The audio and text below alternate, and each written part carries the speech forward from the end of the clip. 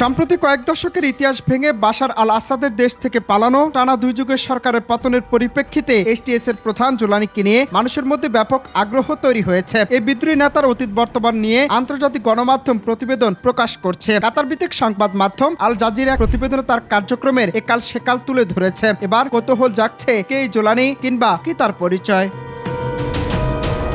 সিরিয়ার বাশার আল আসাদের সরকারের পতনের অভিযানে নেতৃত্ব দিয়েছে ইসলামপন্থী সশস্ত্র বিদ্রোহী গোষ্ঠী আয়াত তাহরির আল শাম এইচটিএস এর প্রধান আবু মোহাম্মদ আল জোলানি রোববার এইচটিএস কে বিবৃতিতে সিরিয়ায় বাশার আল আসাদ সরকারের পতনের ঘোষণা দেয়। বিবৃতিতে বলা হয়, জালিম শাসক বাশার আল আসাদ দেশ থেকে পালিয়েছেন, সিরিয়া এখন মুক্ত। এর মধ্য দিয়ে একটি অন্ধকার যুগের সমাপ্তি হলো আর সূচনা হলো একটি নতুন যুগের। আন্তর্জাতিক বেশ কয়েকটি গণমাধ্যম এবং দেশের শীর্ষস্থানীয় কয়েকটি সংবাদ মাধ্যমের প্রতিবেদনে বলছে, আবু মোহাম্মদ আল জোলানির আসল নাম আহমেদ হুসাইন আল সারা। 1982 সালে তিনি সৌদি আরবের রিয়াদে জন্মগ্রহণ করেন। তখন তার বাবা সেখানে পেট্রোলিয়াম প্রকৌশলী হিসেবে কাজ করতেন। 1989 সালে তার পরিবার সিরিয়ায় ফিরে আসে, দামেস্কের অধুরে বসতি স্থাপন করেন।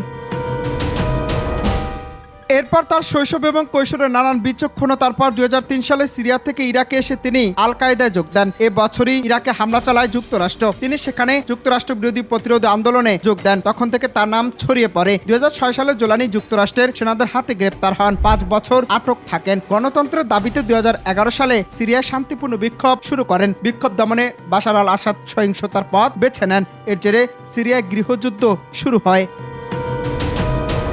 তবে 2011 সালে সিরিয়ায় গৃহযুদ্ধের সময় জোলানি ছাড়া পান। এরপর তার নেতৃত্বে সিরিয়ায় আল কায়েদার শাখা প্রতিষ্ঠিত করা হয়, যা আল নুসরা ফ্রন্ট নামে পরিচিত। সশস্ত্র গোষ্ঠীটি সিরিয়ার বিদ্রোহী নিয়ন্ত্রিত অঞ্চলে, বিশেষত ইদলিবে শক্তিশালী হতে থাকে। 2016 সালের জুলাইয়ে বাশার সরকারের আলেপ্পোর নিয়ন্ত্রণ নেয়।